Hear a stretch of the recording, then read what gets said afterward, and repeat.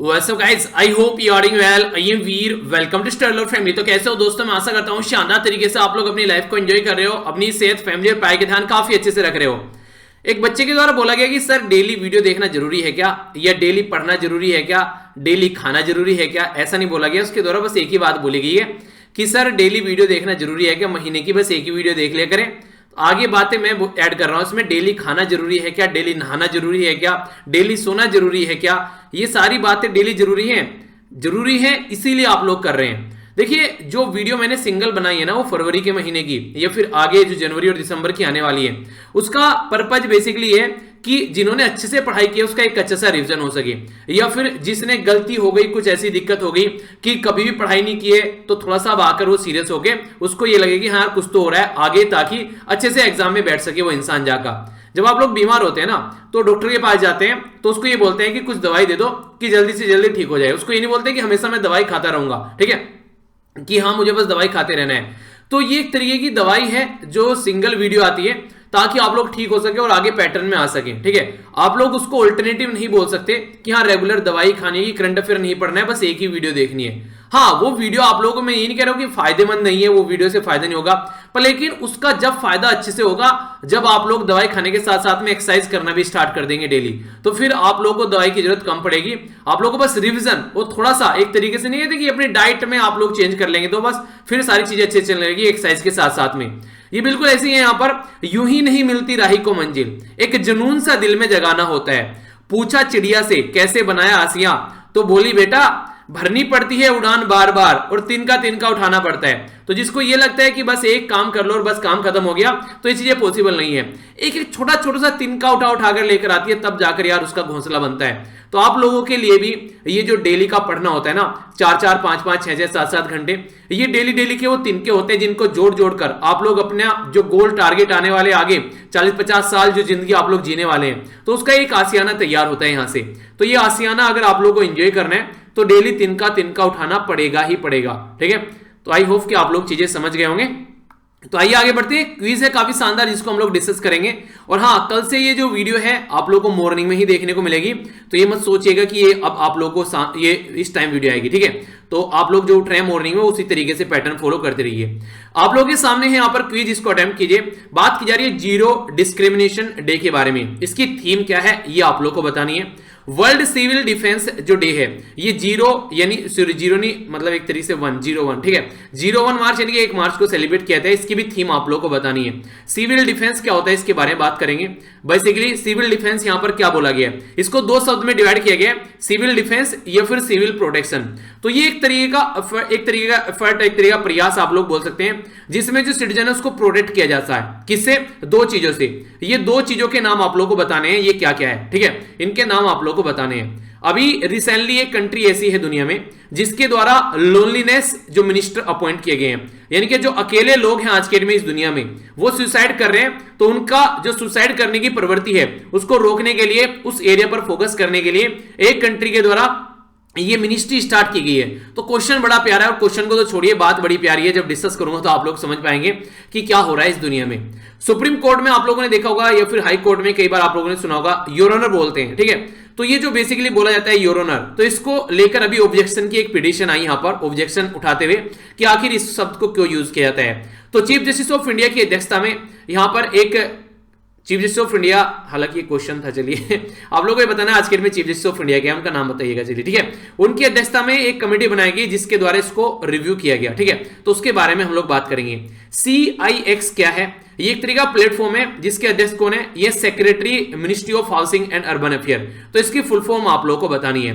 अभी recently union territory Pondicherry थी, जो पुडुचेरी आप लोग बोलते हैं, कई बार वो काफी ज्यादा न्यूज में रही, दिल्ली भी कई बार न्यूज में रहती है। तो जो हमारी कंट्री में जो अभी न्यू यूनियन टेरिटरी बनाएगी, तो जो यूनियन टेरिटरी का एडमिनिस्ट्रेशन है कि वहां पर कैसे कैसे जो बेसिकली काम धाम चलता है, तो वो कौन से आर्टिकल से लेके कौन से आर्टिकल तक रखा गया है और कौन से पार्ट में रखा गया है। डायरेक्ट क्वेश्चन ऐसे स्टेट पीसीएस के अंदर आप लोग के बन जाते हैं। अगर बात करें यहां पर इंफॉर्मेशन टेक्नोलॉजी, का अभी एक रिसेंटली यहां पर रूल लाया गया, इसका पूरा नाम आप लोगों को बताना है। याद होगा मॉर्निंग में ही डिस्कस किया इसके बारे में आर्टिकल और एक स्पेशल वीडियो भी बना चुका हूं, अब तो ये याद हो जाना चाहिए। अगर नहीं याद हुआ तो फिर से इसके बारे में डिस्कस कर लेंगे, एक रिवीजन हो जाएगा।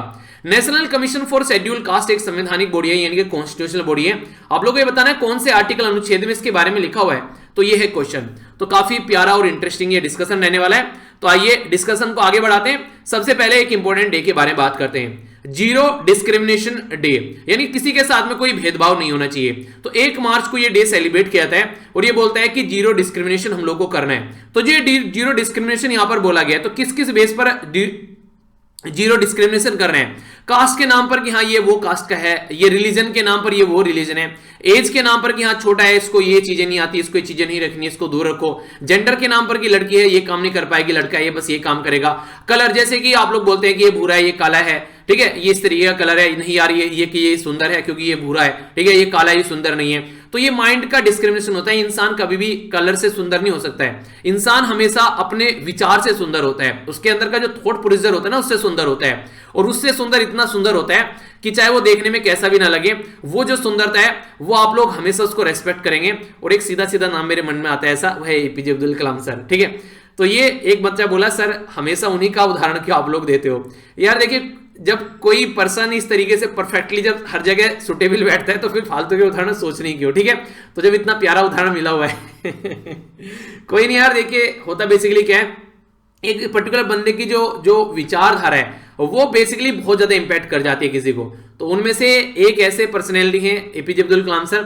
उनका बेसिकली थॉट प्रोसीजर ये था कि अपनी कंट्री को अगर आगे लेके चलना है तो हमारी कंट्री के जो यूथ है ना उनको आप लोग सुधार दो तो सारी चीजें सुधर जाएंगी। इसलिए बच्चों के साथ में टाइम बिताना बड़ा पसंद करते थे, ठीक है। वेट को लेकर ये मोटा है, ये पतला है, ये ऐसा है, तो इसके ऊपर कमेंट किया जाता है। हाइट को लेकर ये छोटा है, ये नाटा है, ये लंबा है, तो ये सारे ऐसे कमेंट किए जाते हैं, ये डिस्क्रिमिनेशन करते हैं। तो इन सबसे डिस्टेंस बनाकर रखनी है। तो इसीलिए बोला गया कि जीरो डिस्क्रिमिनेशन होना चाहिए अगेंस्ट जो वुमेन और जो गर्ल्स हैं, उनके खिलाफ भी डिस्क्रिमिनेशन नहीं होना चाहिए। तो इसलिए क्वेश्चन बन जाएगा डायरेक्ट एग्जाम में, क्योंकि ये गर्ल्स और वुमेन के बारे में बात कर रहे हैं, ठीक है। तो इसके बारे में आप लोग आइडिया रखिएगा, ओके। आइए अब आगे बढ़ते हैं नेक्स्ट न्यूज की ओर। नेक्स्ट इंपोर्टेंट जो डे है यहां पर बात कर रहे हैं ये वर्ल्ड सिविल डिफेंस डे के बारे में। तो ये भी जो डे है ये 1 मार्च को ही सेलिब्रेट किया जाता है। तो इस डे की जो इंपॉर्टेंट थीम है वो यहां पर बात की जा रही है किसी की हेल्प करने से रिलेटेड है। सबसे पहले आप लोग सिविल डिफेंस के बारे में समझिए। सिविल डिफेंस या फिर सिविल प्रोटेक्शन, अगर कोई भी शब्द यूज किया जाए तो इसका मतलब ये होता है कि जो अपनी कंट्री के जो सिटीजन है या जनता है उनको बेसिकली बचाना है, उनकी सेव करना है। अगर कोई मिलिट्री अटैक होता है या फिर कोई नेचुरल डिजास्टर होता है, यानी कि पाकिस्तान ने कोई अटैक कर दिया, चाइना ने कोई अटैक कर दिया, ठीक है, या फिर कोई सुनामी आ गई, ठीक है, कोई बाढ़ आ गई, कोई साइक्लोन आ गया, तो उससे लोगों को बचाना है। तो इसके बारे में अवेयरनेस फैलानी है ताकि अगर कोई ऐसी प्रॉब्लम आती है तो उससे चीजों को प्रोटेक्ट किया जा सके। तो उसके चलते ये डे सेलिब्रेट किया जाता है। इसी के बेस पर इसकी थीम आप लोग यहां पर देखते हैं, बोला जा रहा है civil defence and a first aider. Aid नहीं होता, एड देने वाला, हेल्प करने वाला, ठीक है। तो adder in the every home. तो सिविल डिफेंस के बारे में बात की जा रही है, इसी से रिलेटेड यहां पर थीम है। तो आप लोग देखते हैं कि थीम कई बार ऐसी देखने को मिलेंगी, आप लोग उसका जो डे है उसका आप लोग अंदाजा लगा सकते हैं। तो ये थी इंपॉर्टेंट थीम, ओके। तो इस पर्टिकुलर डे की तो 2 डे हम लोगों ने डिस्कस किए, कोई डाउट नहीं होना चाहिए। आगे बढ़ता हूं। पहले कुछ छोटी छोटी मगर मोटी बातें, छोटी छोटी न्यूज है, पहले इनके ऊपर नजर डाल लेते हैं। सबसे पहले बात की जा रही है कि लगभग 1000 के करीब जो मिलिटेंट हैं अभी यहां पर, जो बेसिकली कहां पर, कार्बी आंगलोंग जो डिस्ट्रिक्ट है इसके बारे में बात की जा रही है। तो इसमें से ये 5 जो मिलिटेंट ग्रुप है उसके 1000 जो यहां पर मिलिटेंट थे उनके द्वारा अभी रिसेंटली यहां पर सरेंडर कर दिया गया है, ठीक है। तो ये काफी इंपॉर्टेंट है यहां पर। तो यहां पर काफी इंपॉर्टेंट बात आप लोग इसलिए भी इसको बोल सकते हैं क्योंकि नॉर्थ ईस्ट वाले रीजन में शांति बनाए रखने के लिए इस तरीके का जो ग्रुप है उसमें शांति रहना काफी ज्यादा जरूरी है। तो ये किस पर्टिकुलर एरिया के बारे में बात की जा रही है, तो ये देख सकते हैं कार्बी आंगलोंग डिस्ट्रिक्ट आप लोग यहां पर देखने को मिलेगा, ये पर्टिकुलर एरिया, ठीक है। तो आसाम के अंदर ये पर्टिकुलर एरिया है जहां पे शांति बनाए रखने की बात की जा रही है। ये ऑटोनोमस एरिया की मांग कर रहे हैं कई लंबे समय से कि अपना एक ऑटोनोमस स्टेट होना चाहिए ताकि अपना एक अलग राज्य रहे और अपने हिसाब से इसको चला सके। तो इसके बारे में मोटा मोटा एक आइडिया रख सकते हैं। इसमें काबले आंगलोग वाले एरिया में जो बेसिकली यहां पर इसको टैकल करने के लिए यहां पर KAAC और जो नॉर्थ जो कैचार जो हिल है यहां पर ऑटोनोमस काउंसिल एक को देखने को मिलेगा दीमा हसाओ डिस्ट्रिक्ट एडमिनिस्ट्रेशन से रिलेटेड, यानी कि जो एडमिनिस्ट्रेशन करने वाला एरिया उसके काउंसिल के बारे में यहां पर बात की जा रही है, ठीक है। एक इंपॉर्टेंट जो न्यूज ये मुझे काफी इंपॉर्टेंट और काफी प्यारी न्यूज लगी। बात की जा रही है एक ऐसे मिनिस्टर के बारे में जो लोनलीनेस के बारे में बात करें। बहुत सारे लोग आज के दिन में अकेले हैं यार, किसी के साथ में आप लोग बात करोगे तो लोगों के पास में आज के दिन में बात करने के लिए इंसान नहीं है, ऐसे भी इंसान देखने को मिलेंगे। इसकी वजह से एक सुसाइडल टेंडेंसी बढ़ती है लोगों के अंदर। तो सुसाइडल टेंडेंसी को कम करने के लिए ये स्टेप उठाना काफी ज्यादा जरूरी है कि लोग जो है वो अकेले न रहे। जापान के अंदर मैक्सिमम जो लोग हैं आज के डेट में वो अकेले रहते हैं, वो किसी के साथ में बात नहीं करते, अपने काम में बिजी रहते हैं। तो इसकी वजह से चल के यहाँ पर सुसाइड रेट जो है पिछले 11 सालों में वो काफी ज्यादा बढ़ा है। तो जापान के अंदर लोग जो है टाइम वेस्ट करना पसंद नहीं करते हैं। और टाइम वेस्ट कब होगा? जब किसी के साथ में बैठोगे, गप्पे फेंकोगे, बैठ के उल्टी सीधी बातें करोगे, तो उस टाइम पर टाइम वेस्ट होता है। तो इसलिए यहाँ पर लोग अकेले रहना ज्यादा पसंद करते हैं ताकि अपने आप को ज्यादा प्रोडक्टिव बना सके। पर लेकिन कई बार दिक्कतें आती है लाइफ में, तो उसकी वजह से फिर सुसाइडल टेंडेंसी भी बढ़ रही है यहाँ पर। तो इसलिए किसी ने किसी के साथ में हमेशा आप लोगों को अपनी बातें डिस्कस करते रहना चाहिए ताकि माइंड में ऐसी कोई भी प्रॉब्लम देखने को न मिले। ठीक है, मतलब दुख बांटने से घटते हैं, ऐसा आप लोग बोल सकते हैं। आगे बात की जा रही है, ये भी एक काफी इंपॉर्टेंट न्यूज लगी मुझे। हमारी कंट्री में अगर आप लोग जज के बारे में अगर बात करेंगे या मूवीज में भी आप लोगों ने देखा होगा तो योर ऑनर बोलते हैं। ठीक है, तो यहां पर ये जो बेसिकली अभी एक कमेटी बनाएगी यहाँ पर चीफ जस्टिस ऑफ इंडिया जी की अध्यक्षता में, जो कि है S.A. बोबडे साहब। तो यहां पर इससे पहले भी रिजोल्यूशन लाया गया था यहाँ पर हमारी कंट्री में, जो बार काउंसिल ऑफ इंडिया के द्वारा 2006 में। तो जो इसका चैप्टर 3A है उसमें या फिर पार्ट 4 में जो यहां पर बार काउंसिल ऑफ इंडिया के जो रूल है उसके अंदर यहां पर बात की जा रही है कि यहां पर माई लॉर्ड या योर लॉर्ड जो बोला जाता है तो उसको लेकर यहां पर बात की जा रही है। तो इसके अंदर चेंज करना चाहिए। तो यहां पर क्या चेंज करना चाहिए? तो यहां पर उसको योर ऑनर तो बोला जा सकता है, ऑनरेबल कोर्ट बोला जा सकता है। ठीक है, तो ये एक्सेप्टेबल है सुप्रीम कोर्ट और हाई कोर्ट के लिए। पर लेकिन ये बोलना कि माई लॉर्ड, ठीक है, माई लॉर्डशिप एक तरीके से भगवान बना देना, तो ये शब्द सही नहीं है। इन शब्द को हटा देना चाहिए क्योंकि आखिर जज है तो इंसान ही ना। ठीक है, तो इसको इस तरीके से देखना चाहिए ताकि सिचुएशन जो है वो ऐसा ना लगे कि हाँ बहुत ज्यादा ऐसी हो गई। ठीक है, और जो इंपॉर्टेंट डिफरेंस यहां पर रखा गया है ये हाई कोर्ट और सुप्रीम कोर्ट के लिए, तो आप लोग यहां पर योर ऑनर या फिर ऑनरेबल कोर्ट बोल सकते हैं। पर लेकिन अगर बात करेंगे यहां पर सबऑर्डिनेट या फिर ट्रिब्यूनल के लिए तो वहां पर आप लोग सर शब्द यूज कर सकते हैं। ठीक है, तो भगवान बनाने की जरूरत नहीं है। तो गुलजार छन्नी वाले का एक गाना है कि वो भी तो मानस ही रहे के जन्नत उतरा से है। ठीक है, तो कुछ ऐसा करके मुझे एक वो टर्म याद आ गई एग्जैक्टली। तो यानी कि इंसान इंसान होता है यार, उसको भगवान के तरीके से ऐसे मत देखो कि आप लोग उसको एक तरीके से बिल्कुल भगवान मान रहे हैं। तो वो इंसान ही है और इंसान से गलतियां भी होती है। कई बार जज भी कई सारे ऐसे केस देते हैं, फिर उनको खुद को रिव्यू करने के लिए बोलते हैं। ठीक है, तो इस तरीके से यहां पर बोला गया कि एक तरीके से उसको इस तरीके से नहीं देखना है ताकि एक इक्वलिटी सी लाई जा सके, ऐसा आप लोग बोल सकते हैं। ठीक है, आगे चलते हैं। प्राइम मिनिस्टर मोदी साहब के द्वारा इनोग्रेट किया गया इंडिया टुडे फेयर 2021, जो देखिए बेसिक जो टुडे नहीं सॉरी टॉय यानी कि जो खिलौने होते हैं तो उसके ऊपर फोकस दिया जा रहा है। तो ताकि जो मैन्युफैक्चरिंग इंडस्ट्री है, देखिए हमारी कंट्री में सबसे बड़ी दिक्कत पता है क्या है? आज के दिन में जब टॉय के बारे में हम लोग बात करते हैं तो ये खिलौने जो है हम लोग बाहर की कंट्री से बहुत ज्यादा खरीद कर लेकर आते हैं। तो इसीलिए यहाँ पर खासकर इसमें चाइना का बहुत बड़ा एरिया है। तो इसको अगर हम लोग कम कर पाएंगे तो इसी के चलते यहाँ पर ये टॉयकाथॉन यानी कि इससे रिलेटेड क्या आइडियाज हैं, लोगों के पास में क्या विचार है, और हमारी कंट्री में हिस्ट्री कल्चर या फिर जो माइथोलॉजी या इथोस है या फिर जो भी हमारी कंट्री में इससे रिलेटेड जो भारतीय सिविलाइजेशन है वहां पर कहां पर खिलौनों का कैसे कैसे यूज किया जाता है, तो उनको हम लोग अपनी ही कंट्री में डेवलप करेंगे। आप लोगों ने देखा होगा बचपन नहीं चलते थे वो तिकोना सा कुछ ऐसा हुआ करता था जिसको पकड़कर यहां पे हैंडल से और यहां से ऐसे चला करते थे। ठीक है, पकड़ के कौन कौन चला उसको चलना सीखते थे। गुडलियू चलते थे पहले तो घुटनों पर, फिर इसको पकड़कर खड़ा होकर चलने लगे। ठीक है, हालांकि आप लोगों ने देखा होगा जो एक नॉर्मल सी फैमिली है वो ये देती है, पर लेकिन आज के में जो वो भी आने लगा है ना, वो कुछ ऐसा करके बच्चों को बीच में खड़ा कर देते हैं, 4-5 जो पायदान से होते हैं पकड़ के उसको चले। ठीक है, तो थोड़ा सा और स्टैंडर्ड हो जाता है। तो नया इसका नया वर्जन है, नया रूपांतरण है इसका। तो ये इस तरीके की चीजें हम लोग अपनी ही कंट्री में अगर डेवलप करें बाहर से खरीदने के बजाय, तो कितने सारे लोगों को जॉब मिलेगी और अच्छे से चीजों को आगे लेकर चल पाएंगे। तो ये लॉन्च के ये यहाँ पर बेसिकली इनोग्रेट किए गए हमारी कंट्री के प्राइम मिनिस्टर मोदी साहब के द्वारा। Development of north eastern region के बारे में बात की जा रही है। तो नॉर्थ ईस्टर्न रीजन के डेवलपमेंट के लिए हमारी कंट्री मिनिस्ट्री है जिसको बोलते हैं ministry of development of north eastern region. तो इसके द्वारा बोला गया है कि जो बैम्बू ट्रीटमेंट प्लांट लगाने की बात की जा रही है, integrated bamboo treatment plant, bamboo यानी कि जो बांस वगैरह होता है। ठीक है, तो उसको किस तरीके से और ज्यादा इंप्रूव किया जा सकता है, तो ये एक टेक्निक यूज की जा रही है, इसको बोलते हैं वैक्यूम प्रेशर इम्प्रिग्नेशन, ये टेक्निक। तो इसके चलते जो बैम्बू मिशन है उसको और अच्छे से डेवलप किया जाएगा, क्योंकि बैम्बू जो इंडस्ट्री है नॉर्थ ईस्ट वाले रीजन में वो काफी बड़ा रोल प्ले करती है।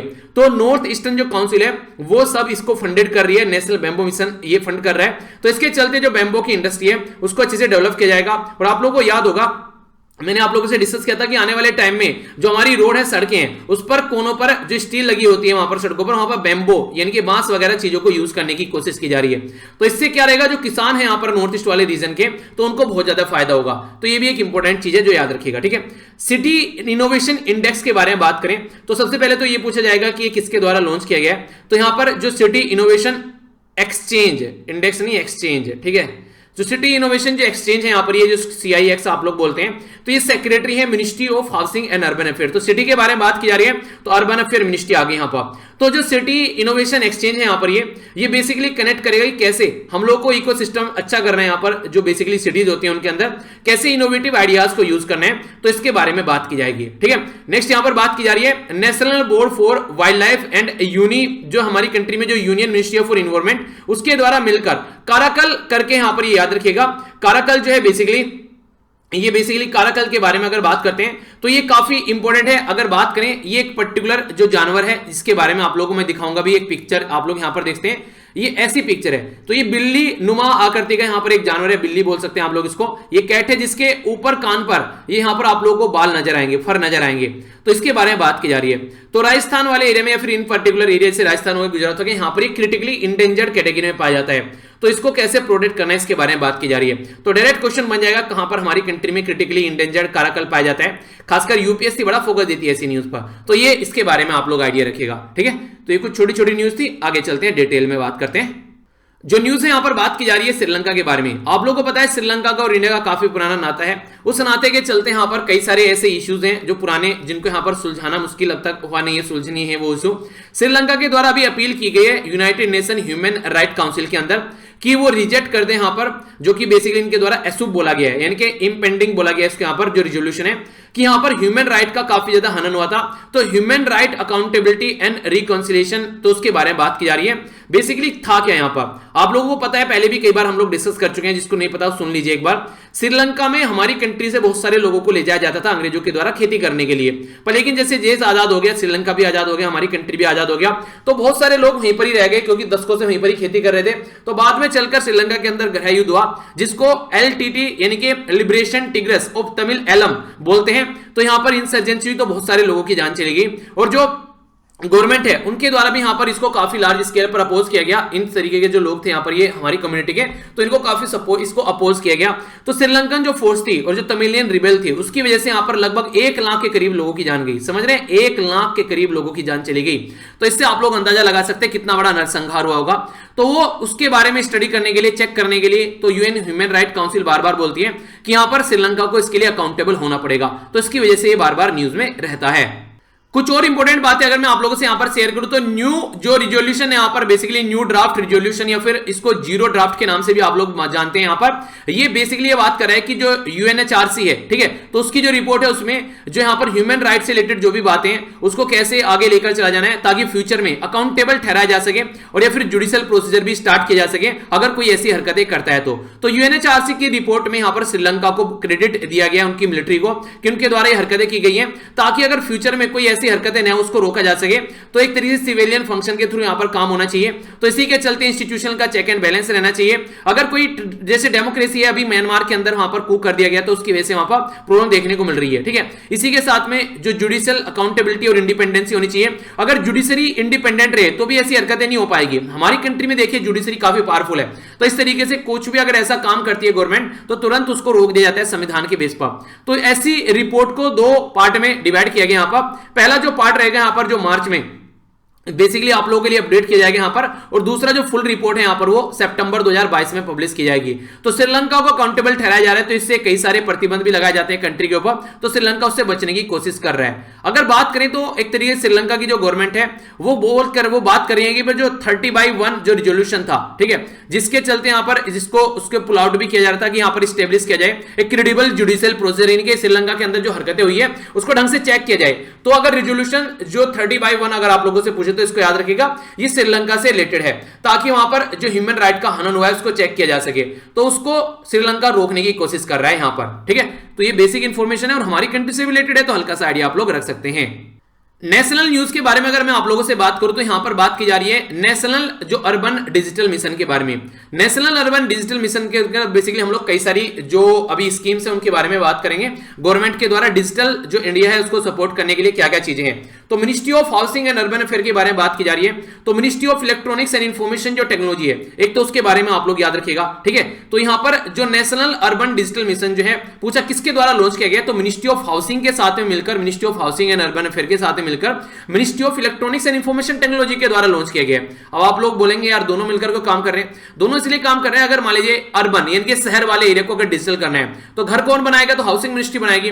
अब उसके अंदर टेक्नोलॉजी कैसे क्या क्या यूज करनी है तो वो काम यहां पर इलेक्ट्रॉनिक्स जो टेक्नोलॉजी वाली मिनिस्ट्री करेगी। तो इससे ऐसे आप लोग देख सकते हैं। तो अगर डिजिटल इनिशिएटिव के बारे में बात करें तो ministry of housing and urban affair है। इसी के साथ में यहां पर जो अर्बन डेटा एक्सचेंज किया जाएगा, स्मार्ट कोड स्मार्ट सिटी वाला बात रहेगी यहां पर। इसी के साथ में जो जियो स्पेशल जो मैनेजमेंट इंफॉर्मेशन है पर्टिकुलर एरिया के बारे में वो सारी इंफॉर्मेशन इकट्ठी की जाएगी।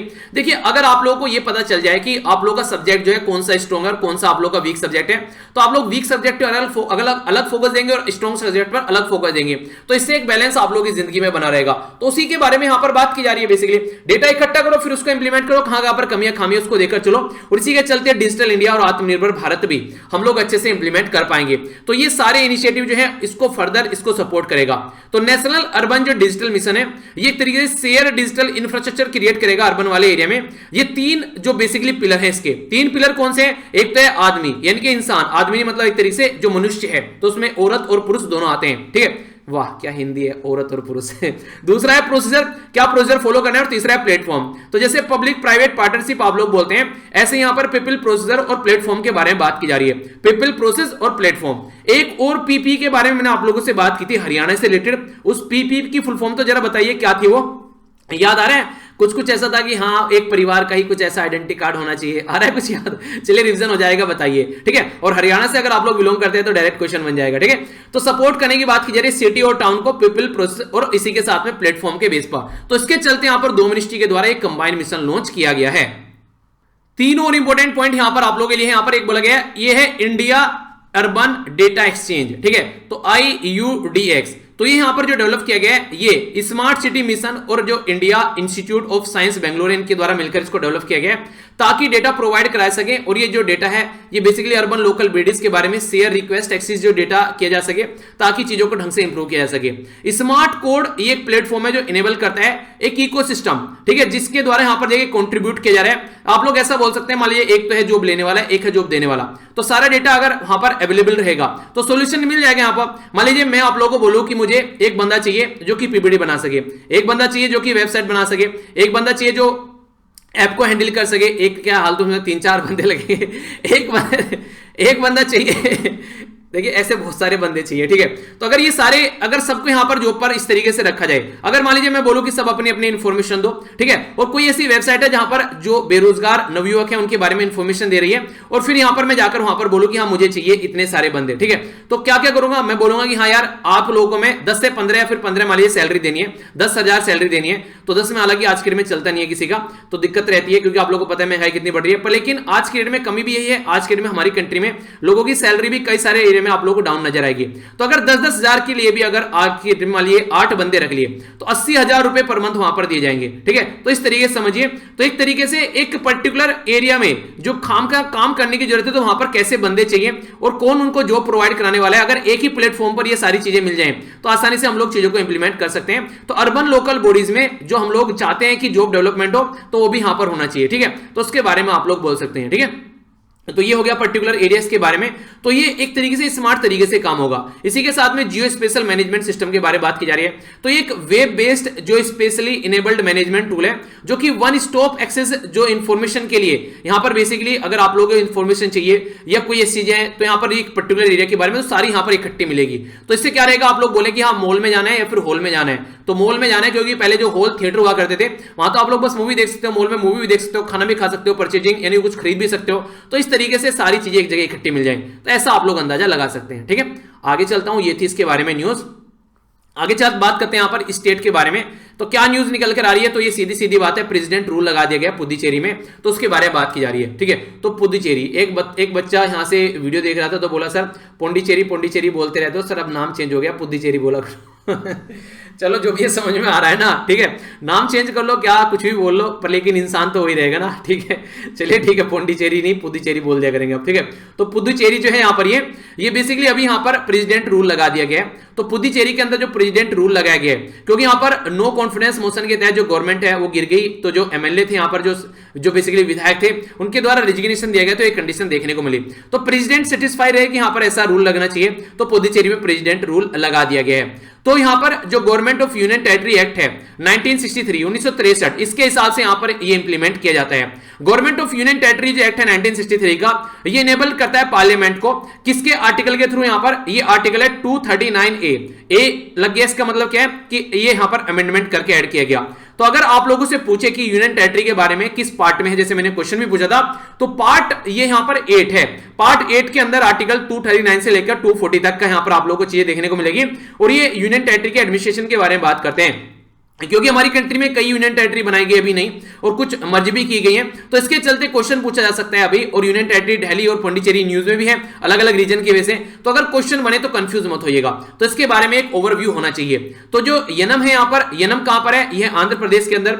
पुडुचेरी एक डिस्ट्रिक्ट है यहाँ पर, ये कहां पर है, तमिलनाडु के अंदर। कराईकल डिस्ट्रिक्ट है, ये कहां पर है, यहाँ पर ये है तमिलनाडु के अंदर। और मेहे डिस्ट्रिक्ट है, ये कहां पर है, केरला के अंदर। तो पुडुचेरी डिस्ट्रिक्ट का नाम कर दिया, और सबको मिलाकर जो 4 डिस्ट्रिक्ट है ये पुदुचेरी आप लोग बोलिएगा, ठीक है। तो कंफ्यूज मत होइएगा, कई बार तो मैं भी पुडुचेरी में कंफ्यूजन हो जाता, कंफ्यूजन मतलब बोल देता हूँ, बातों नहीं कहते कि जैसे बातों में बोल देते हैं, तो वही चीजें आदत पड़ी हुई है, क्या करें, सुधरती नहीं है। वो नहीं कहते कि आदतें बनाने में और सुधारने में टाइम लगता है, तो देखते हैं कब तक सुधरती है, ठीक है। आगे से देखता हूँ पुडुचेरी बोलूंगा या पुदुचेरी, आप लोग तुरंत नोटिस करना और कमेंट बॉक्स में बताना, ठीक है। बड़ी ही प्यारी प्यारी सी इंफॉर्मेशन है, थोड़ा सा ध्यान से सुनिएगा, क्वेश्चन कई बार बन जाते हैं एग्जाम में इसी इंफॉर्मेशन से। क्या बात की जा रही है, अगर बात करते हैं यूनियन टेरिटरी के बारे में, तो यूनियन टेरिटरी किसके द्वारा एडमिनिस्टर की जाती है, प्रेसिडेंट ऑफ इंडिया के द्वारा एडमिनिस्टर की जाती है। इनके प्रेसिडेंट ऑफ इंडिया के कंट्रोल में रहती है, इसीलिए नाम भी तो है यूनियन की टेरिटरी। यूनियन मतलब सेंट्रल गवर्नमेंट की टेरिटरी, और प्रेसिडेंट किसके हिसाब से काम करते हैं, सेंट्रल गवर्नमेंट के हिसाब से काम करते हैं, क्योंकि प्रेसिडेंट अपने आप तो काम नहीं करेंगे, प्रेसिडेंट के नाम पर काम किए जाते हैं सारे, ठीक है। तो ये याद रखिएगा, तो अपने आप से काम नहीं करते, इनको एडवाइस दी जाती है काउंसिल ऑफ मिनिस्टर के द्वारा, ठीक है। तो यहां पर ये यूनियन की टेरिटरी जो है वो एडमिनिस्टर की जाती है प्रेसिडेंट के द्वारा, पर लेकिन एडमिनिस्टर अपॉइंट किए जाते हैं यहां पर, उनके थ्रू ये एडमिनिस्टर करते हैं, डायरेक्ट नहीं अपने आप करते हैं। एडमिनिस्टर कौन होता है यहां पर यूनियन टेरिटरी का, एक एजेंट होता है प्रेसिडेंट का, जो कि हेड करता है, जैसे कि राज्य के अंदर गवर्नर होते हैं, ठीक है। प्रेसिडेंट जो है यहां पर बोल सकता है कि यहां पर ये एडमिनिस्ट्रेटर रहेगा, यहां पर लेफ्टिनेंट रहेगा, यहां पर चीफ कमिश्नर रहेगा, ठीक है, यहां पर एडमिनिस्ट्रेटर होगा, तो ये सारे यहां पर ये प्रेसिडेंट स्पेसिफाई करेगा, ये पावर भी प्रेसिडेंट के हाथ में ही है, ठीक है। अच्छा, आप लोगों के लिए क्वेश्चन है, चलिए थोड़ा सा मेहनत आप लोगों को लगेगी, पर ये मैंने पॉलिटी के अंदर आप लोगों को कवर किया था, तो रिवीजन आप लोगों का हो जाएगा, ठीक है। जो यूनियन टेरिटरी है, किस यूनियन टेरिटरी के अंदर लेफ्टिनेंट गवर्नर होते हैं, और किस यूनियन टेरिटरी के अंदर एडमिनिस्ट्रेटर देखने को आप लोगों को मिलते हैं। तो ये क्वेश्चन है, इसको जाकर एक बार बताइएगा, आप लोग पढ़िएगा इसके बारे में जाकर। हमारी कंट्री में 3 यूनियन टेरिटरी ऐसी हैं जहां पर खुद की लेजिस्लेटिव असेंबली है। तो लेजिस्लेटिव असेंबली जो है यहाँ पर वो कौन सी है, एक तो हो गई पुडुचेरी, जहां पर अभी चीफ मिनिस्टर थे, इसी के साथ में दिल्ली, और एक नई बनाई गई अभी 2019 में, जिसका नाम है जम्मू एंड कश्मीर। हालांकि अभी यहाँ पर इलेक्शन नहीं हुए, तो देखते हैं आगे कब तक यहाँ पर चीजें होती हैं, पर लेकिन 3 है जिनके बारे में याद रखिएगा। सुप्रीम कंट्रोल जो है वो नहीं रहता है प्रेसिडेंट के हाथ में या फिर पार्लियामेंट के हाथ में। अगर बात करें कि आप लोगों को जो इंस्टीट्यूशन है उसको डिसमिस करना है, ठीक है, तो ये पर्टिकुलर एक प्रोसीजर के थ्रू होता है। तो पार्लियामेंट जो है वो लॉ बना सकती है, जो यहाँ पर स्टेट लिस्ट के अंदर सब्जेक्ट आते हैं यूनियन टेरिटरी से रिलेटेड, और प्रेसिडेंट रूल इंपोज किया जा सकते हैं यहाँ पर। तो ये आर्टिकल 356 के बारे में जब आप लोग बात करते हैं ना, लगता है इमरजेंसी और प्रेसिडेंट सेटिस्फाई होते हैं, तो यूनियन की जो काउंसिल ऑफ मिनिस्टर है वो एडवाइस देती है। तो इसको आप लोग स्टेट इमरजेंसी के नाम से भी जानते हैं, या फिर कॉन्स्टिट्यूशनल इमरजेंसी के भी नाम से जानते हैं, या फिर प्रेसिडेंट रूल। तो तीनों में से कोई भी लिखा हुआ मिल जाए एग्जाम में, कंफ्यूज मत होना, तीनों का मतलब एक ही है, प्रेसिडेंट रूल, स्टेट इमरजेंसी या फिर कॉन्स्टिट्यूशनल इमरजेंसी। तो ये तीनों का एक ही मतलब है, और ये आर्टिकल 356 के तहत यहां पर आप लोगों को देखने को मिलता है। तो याद रखना, प्रेसिडेंट का 56 इंच का चिन्ह है, इसके चलते वो सब में इमरजेंसी लगा देते हैं, ठीक है। 356 है वैसे, 3 ऐड कर लेना पहले, ओके। आगे चलते हैं, ये वही इंफॉर्मेशन है जिसके बारे में मैंने आप लोगों से बात की थी, इसको बोलते हैं इंफॉर्मेशन टेक्नोलॉजी इंटरमीडिएटरी। इंटरमीडिएटरी कैसे होते हैं, जैसे फेसबुक हो गया, गूगल हो गया, यूट्यूब हो गया, ये इंटरमीडिएटरी है। आप लोग अकाउंट बनाते हैं, अपना काम करते हैं। गाइडलाइन जो यहां पर digital media ethics code rule 2021। अरे हाँ, एथिक्स से याद आया, एथिक्स का क्वेश्चन मैंने आज आप लोगों को दिया है, नॉर्मल क्वेश्चन नहीं दिया, क्योंकि सैटरडे में आप लोगों ने निबंध लिखा होगा, आज एथिक्स का क्वेश्चन दिया है, वो बच जाता था, कई बार माइंड से निकल जाता था, तो अटेम्प्ट कीजिएगा, वो सब जगह पोस्ट कर दिया मैंने, ठीक है, तो उसको अटेम्प्ट कीजिएगा, ओके। तो यहां पर जो एडहॉक कमेटी है राज्यसभा की, उसके द्वारा बेसिकली जो रिपोर्ट है यहां पर स्टडी की गई यहां पर कि किस तरीके से जो बच्चे हैं सोसाइटी में तो पोर्नोग्राफी देखने को मिलती है उनके नाम पर, बच्चों से रिलेटेड जो यहां पर ये चीजें होती हैं जो बहुत ज्यादा इंपैक्ट डालती हैं, तो उसको कैसे सुधारना है। तो बोला गया अगर ऑनलाइन 24 आवर के अंदर अंदर कोई कंटेंट दिखता है उसको हटाने की बात की जा रही है ताकि बच्चों पर उसका नेगेटिव इंपैक्ट न पड़े। गवर्नमेंट के द्वारा बोला गया जो वीडियो स्ट्रीमिंग जो ओवर द जो टॉप यानी कि ओटीटी जो प्लेटफॉर्म है उनको भी मिनिस्ट्री ऑफ ब्रॉडकास्टिंग जो है उसके अंडर में आना पड़ेगा ताकि सिचुएशन को कंट्रोल किया जा सके। तो इसके चलते यहां पर जो सोशल मीडिया है और जो ओटीटी प्लेटफॉर्म है उनको भी ऐसे काम करना पड़ेगा जैसे हमारी कंट्री में जो न्यूज़पेपर वगैरह करते हैं, जो प्रिंट मीडिया है वो करती है, तो इनको भी उसी के हिसाब से इससे कंट्रोल किया जाएगा। तो ऐसा है कि इंडिपेंडेंट अब काम नहीं कर पाएंगे, यानी कुछ भी चल रहा है, अब इनको रेगुलेट करने के लिए, गाइड करने के लिए रूल और रेगुलेशन हमारी कंट्री में बना दिए गए हैं, तो उनको इंप्लीमेंट किया जाएगा अब आराम से। इसके चलते जो ये रूल है यहां पर ये अंडर सेक्शन 87 जो है इंफॉर्मेशन टेक्नोलॉजी एक्ट का 2010 का, उसके हिसाब से यहां पर जो अर्लियर इंफॉर्मेशन थी वो ये थी, इसके हिसाब से अब चेंज किया जाएगा इसके अंदर। बाकी यहां पर जो बोला गया है कि इंटरमीडिएटरी को सेफ प्रोविजन यहां पर अप्लाई करने पड़ेंगे, ठीक है, जिसके चलते यहां पर चीजों को सुधारा जा सके। ओके, तो यहां पर बोला गया कि एक तरीके से जो फॉलो नहीं कर रहे हैं उनको फिर यहां पर इंप्लीमेंट किया जाएगा, तो देखना है उसके लिए क्या करना है। यहां पर सेक्शन 79 जो आईटी का है यहां पर, इसके बारे में अगर बात करें तो ये सोशल मीडिया इंटरमीडिएटरी जो प्लेटफॉर्म है तो इनका रेस्पॉन्सिबिलिटी बनती है कि क्या क्या कंटेंट इसके ऊपर पोस्ट किया जा रहा है, ठीक है, बोलते हैं कि हमारी रेस्पॉन्सिबिलिटी नहीं है, कंटेंट पोस्ट करने वाले की रेस्पॉन्सिबिलिटी है। तो इनको बोला गया कि ग्रीवेंस ऑफिसर आप लोग रखिए, अगर कोई रिपोर्ट करता है कंटेंट को तो उसको आप लोग हटा सके।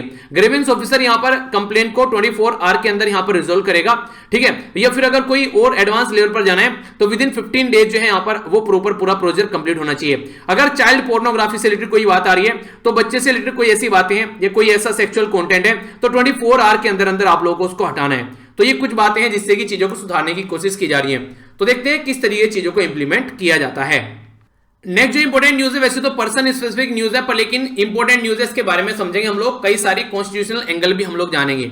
विजय जो बेसिकली जो बात की जा रही है एक पर्टिकुलर पर्सन के बारे में जिनका नाम है विजय सांपला, ठीक है। तो विजय जो सांपला है यहां पर ये अभी अपॉइंट किए गए हैं chairman national commission for schedule caste. तो शेड्यूल कास्ट से रिलेटेड जो कमीशन होता है इसके चेयरमैन बनाए गए हैं विजय सांपला। बेसिकली होता क्या है यहां पर, तो यहां पर जो विजय सांपला है यहां पर ये देखेंगे क्या किस तरीके से जो प्रोविजन है शेड्यूल कास्ट से रिलेटेड उनको इंप्लीमेंट किया जा रहा है नहीं, उनके सेफगार्ड के बारे में बात की जा रही है नहीं। तो इसके लिए आर्टिकल 338 है संविधान के अंदर में जिससे डील करता है, ठीक है।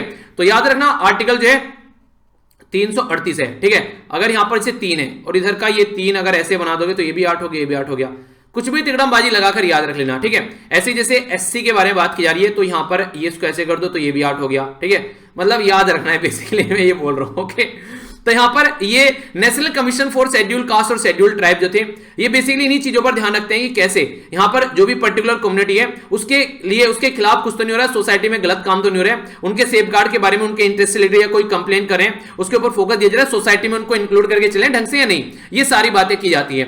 तो इसके चलते एक स्पेशल ऑफिसर हुआ करता था पहले आर्टिकल जो 338 के तहत, ठीक है। स्पेशल ऑफिसर जो है यहां पर ये काफी लंबे समय से काम किया, ये शेड्यूल कास्ट और शेड्यूल ट्राइब दोनों को देखा करता था, पर लेकिन आगे चल के जो कॉन्स्टिट्यूशन अमेंडमेंट किया गया 65वां ये 1990 में, यानी कि 65th कॉन्स्टिट्यूशन अमेंडमेंट 1990 में किया गया। तो आर्टिकल 338 जो है यहां पर ये बेसिकली संविधान के अंदर इसको अमेंड किया गया।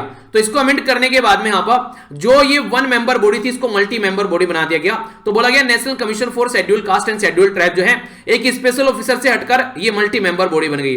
फिर आगे चल के 89th अमेंडमेंट किया गया संविधान में, ये 2003 में, यानी कि 2003 में। तो इसमें national commission for schedule caste और जो शेड्यूल ट्राइब था उसको रिप्लेस कर 2 सेपरेट कमीशन बना दिए गए। एक को बोला गया national commission for schedule caste जो कि नॉर्मल चला हुआ रहा था, और दूसरा national commission for schedule tribe बनाया गया। ये बनाया गया आर्टिकल 338 जो 338 ए यानी कि संविधान के संशोधन से ऐड किया गया। तो 89 संविधान संशोधन के बेस पर। एक और इंपॉर्टेंट बात याद रखना, क्वेश्चन कई बार इंटरव्यू में ऐसे पूछे जाते हैं आप लोगों से कि आखिर अलग अलग क्यों किया गया, ऐसा क्या हो गया।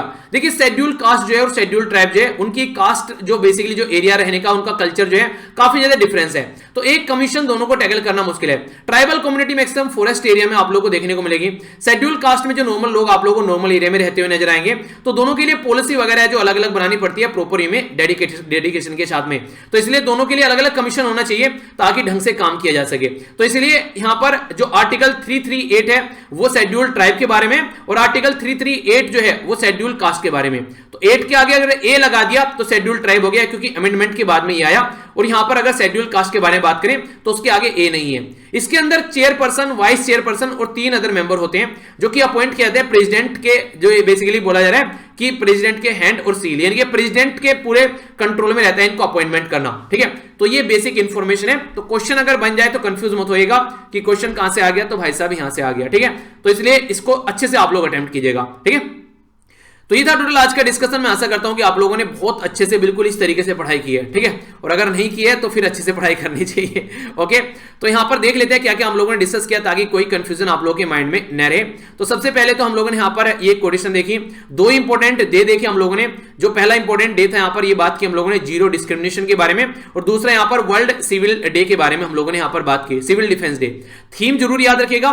कुछ इंपॉर्टेंट न्यूज हम लोगों ने देखी, 6 इंपॉर्टेंट न्यूज थी छोटी छोटी, जिसके बारे में आप लोगों को याद रखना है। ठीक है, आगे हम लोगों ने जो बात की, ये बात की इंटरनेशनल लेवल की बात। तो यहां पर जो श्रीलंका से रिलेटेड न्यूज थी उसके बारे में जाना, और जो एलटीटीए वाली प्रॉब्लम है वो समझी हम लोगों ने।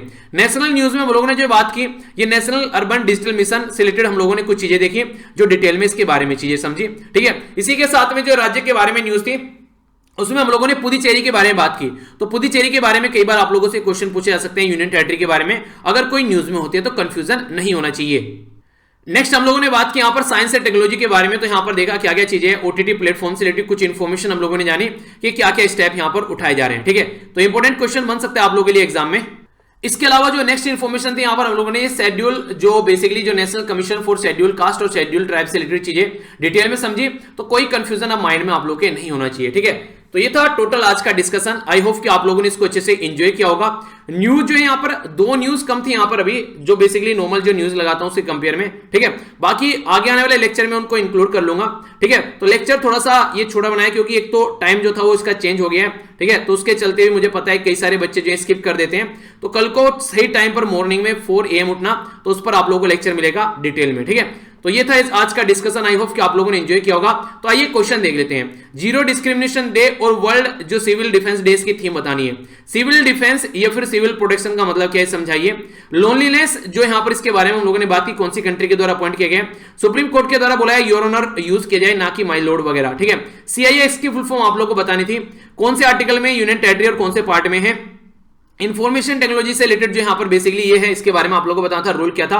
नेशनल कमीशन शेड्यूल जो कास्ट है वो किस आर्टिकल के अंदर आते हैं, ये आप लोगों को बताना था। ठीक है, तो काफी इंपॉर्टेंट क्वेश्चन है, डायरेक्ट एग्जाम में आप लोगों से पूछे जा सकते हैं। आइए अब थोड़ा सा रिवीजन कर लेते हैं। ये 28 फरवरी का जो लेक्चर है उसका रिवीजन है। नेशनल साइंस डे की थीम क्या है वो आप लोग कंप्लीट करनी है। अगर बात करें इंडिया के अंदर टोटल इंपोर्ट फ्रॉम जो चाइना है उसके बारे में बात करें तो ये इतना है, यानी कि 58.7 बिलियन, तो ये इंपोर्ट है। 2 कंट्री का मिला ले जो टॉप 2nd और 3rd पे है, तो उससे भी ज्यादा है। Director general of trade and remedies के बारे में बात करें तो कौन सी मिनिस्ट्री के अंडर में यहां पर ये चीजें आती है, ये आप लोगों को बताना है। इसी के साथ में फर्स्ट जो स्टेट या फिर यूनियन टेरिटरी आप लोग बोल सकते हैं जिसके द्वारा यहां पर फुटप्रिंट इंडिविजुअल का काउंट करने की बात की गई है, तो इसको बताना है आप लोगों को यहां पर ये कौन सी बेसिकली यूनियन टेरिटरी है हमारी कंट्री की। ठीक है, अगर बात करें नेशनल माइग्रेशन जो लेबर पॉलिसी है उसके बारे में आप लोगों को बताना है कि ये जो लेबर पॉलिसी है किसके द्वारा इसके बारे में बात की गई है। उजाला के बारे में डिस्कस की थी और SLNP के बारे में डिस्कस किया था, तो इसके बारे में आप लोगों को बताना है। EESL क्या है यहां पर ये, और क्या टारगेट रखा गया और कब तक टारगेट रखा गया। तो गांव वाले एरिया में जो इलेक्ट्रिसिटी से रिलेटेड जो लाइट वगैरह है उनको लगाने की बात की जा रही है, तो 8,000 करोड़ रुपए खर्च किए जाएंगे। ठीक है, SKM की फुल फॉर्म आप लोगों को बतानी है। ये बेसिकली जो पगड़ी संभाल दिवस सेलिब्रेट किया गया उससे रिलेटेड है। ठीक है, तो अजीत सिंह जी थे जो कि यहां पर भगत सिंह जी के जो चाचा जी थे उनसे रिलेटेड है यहां पर ये जो मूवमेंट चलाया गया था, तो कब चलाया गया था, तो ये भी मैंने आप लोगों से डिटेल में डिस्कस किया था। तो इसके बारे में एक बार समझ लेते हैं क्या क्या बात की जा रही है। सबसे पहले तो नेशनल साइंस डे के बारे में हम लोगों ने बात की, तो impact on education skill and the work. ठीक है, तो ये इसकी थीम है। अगर बात करें इंडिया के द्वारा इंपोर्ट किया जाता है चाइना से, तो सबसे ज्यादा इंपोर्ट चाइना से किया गया, दवाइयां वगैरह खरीदी गई। आप लोगों को पता ही है अभी रिसेंटली कोविड-19 के चलते क्या कंडीशन देखने को मिली। तो यूएसए से और जो यूएई है यानी कि यूनाइटेड अरब एमिरेट्स और यूनाइटेड स्टेट ऑफ अमेरिका, इनको दोनों को कंबाइन कर लें तो भी चाइना से हम लोगों ने इससे ज्यादा खरीदा है, और दोनों को कंबाइन करने के बाद में दूसरे और तीसरे नंबर पर आते हैं। तो इतना ज्यादा ह्यूज हम लोगों ने चीजें खरीदी हैं। चाइना से अभी फिलहाल, ठीक है। डायरेक्टर जो यहां पर directorate general of trade and remedies है, ये ministry of commerce and industry के अंडर में आता है। अभी चाइना से जो स्टील खरीद कर लेकर आते हैं उसके अंदर उसके ऊपर एंटी डंपिंग ड्यूटी लगाई गई, तो इसके चलते यहां पर ये न्यूज में था। तो ये डिसाइड करता है कि ऐसा कुछ होना चाहिए ताकि बाहर का जो प्रोडक्ट हमारी कंट्री में डंप नहीं किया जा सके। तो ये कौन सी मिनिस्ट्री के अंडर में आता है? तो ministry of commerce and industry. Chandigarh जो है हमारी कंट्री में फर्स्ट यूनियन टेरिटरी है, जिसके बारे में बात करें, उसने कार्बन वॉच निकाली है। एक ऐप है यहां पर जिससे पता चलेगा कितना ज्यादा आप लोग जो एनर्जी है उसको इन्वेस्ट कर रहे हैं या फिर वेस्ट कर रहे हैं, तो उसके बारे में आप लोग को डिटेल में इंफॉर्मेशन बताएगा। नीति आयोग के द्वारा यहां पर प्रिपेयर किया गया, यहां पर ये नेशनल माइग्रेंट जो लेबर पॉलिसी है, तो NITI Aayog national institute of transforming India, तो इसके बारे में बात रखिएगा, इंपॉर्टेंट न्यूज है। उजाला इसको बोलते हैं यहां पर Unnat Jyoti by affordable LED for all, ठीक है। तो ये उजाला के बारे में बात की जा रही है, ठीक है। तो इसके चलते घरों में एलईडी प्रोवाइड कराने की बात की गई। एसएलएनपी के बारे में बात की जाए तो स्ट्रीट लाइटनिंग नेशनल प्रोग्राम, तो इससे सड़कों पर बेसिकली ये लाइट लगाने की बात की जिससे कि ये प्रॉब्लम न देखने को मिले, जो नॉर्मल लाइट थे, नॉर्मल बल्ब थे, बिजली कम खर्च हो। इसी के साथ में एनर्जी एफिशिएंसी जो सर्विस लिमिटेड है, इंपोर्टेंट बॉडी है, इसके द्वारा ये बोला गया कि 8,000 रुपए खर्च किए जाएंगे 2024 तक, और पूरे गांव में यहां पर आने वाले टाइम में तो ये स्ट्रीट लाइट जो बेसिकली नेशनल प्रोग्राम के तहत एलईडी वगैरह लगाई जाएंगी, तो ये इंपॉर्टेंट है। नेक्स्ट बात की जा रही है यहां पर, यह है संयुक्त किसान मोर्चा, इसके द्वारा सेलिब्रेट किया गया पगड़ी संभाल दिवस। पगड़ी संभाल दिवस जो था यहां पर उस टाइम पर अंग्रेजों के द्वारा जो किसानों की जमीन हथियाई जा रही थी, तो अभी जो गवर्नमेंट सेंट्रल गवर्नमेंट हमारी कंट्री में जो 3 बिल लेकर आई है उसके खिलाफ भी यहां पर पगड़ी संभाल दिवस चलाया गया, जिसके चलते यहां पर ये सेंट्रल गवर्नमेंट को अपोज किया जा रहा है। तो ये 1907 में था दिवस, और ये अजीत सिंह जो थे इनके द्वारा इसको स्टार्ट किया गया था। तो ये इंपॉर्टेंट न्यूज है जो आप लोग याद रखिएगा, ठीक है। तो ये था टोटल आज का डिस्कशन। मैं आशा करता हूं शानदार तरीके से आप लोगों ने इसको एंजॉय किया होगा। तो इसी तरीके से एंजॉय करते रहिए और अपना ध्यान रखिए। नेक्स्ट लेक्चर में मिलता हूं, तब तक बड़ों को नमस्ते, छोटों को प्यार, छोटी सी लाइफ एंजॉय करा। तब तक के लिए जय हिंद।